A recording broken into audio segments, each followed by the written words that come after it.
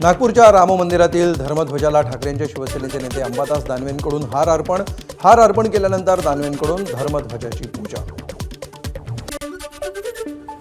रवींद्र धंगेकर आणि त्यांच्या पत्नी प्रतिभा धंगेकरांकडून अटकपूर्व जामिनासाठी पुणे सत्र न्यायालयात अर्ज।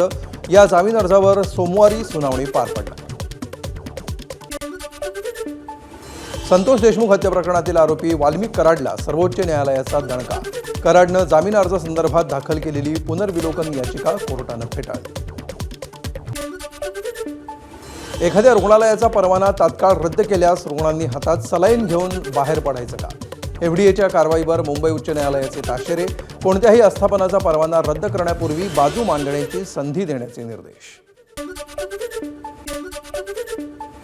उल्हासनगरमध्ये एफडीएची मोठी कारवाई। म्हशींच्या दुधाचं उत्पादन वाढवण्यासाठी ऑक्सिटोसिन इंजेक्शन जप्त।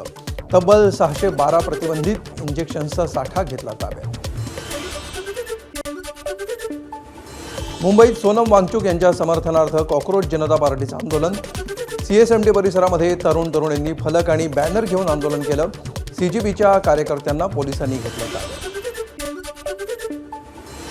नाशिकच्या मनमाड बाजार समितीच्या सभापती निवडणुकीसाठी 27 जुलैला विशेष सभा। 17 पैकी 11 संचालक अज्ञात स्थळी रवाना। गणेश धात्रक आणि गंगाधर बिडगर यांची नावं आघाडी।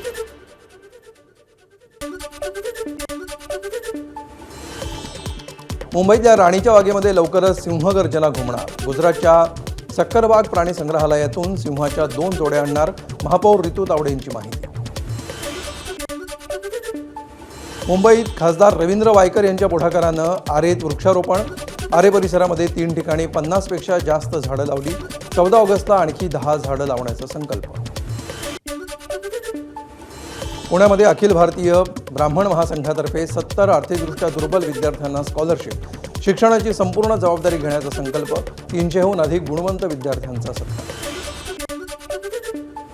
मुंबईतील चांदिवलीचे आमदार दिलीप लांडेंनी चालवली रिक्षा। साकीनाकामधील रिक्षाचालक सन्मान सोहळ्यासाठी जुना गणवेश घालून रिक्षा चालवली। रिक्षाचालकांच्या कल्याण मंडळासाठी अधिक निधीची मागणी।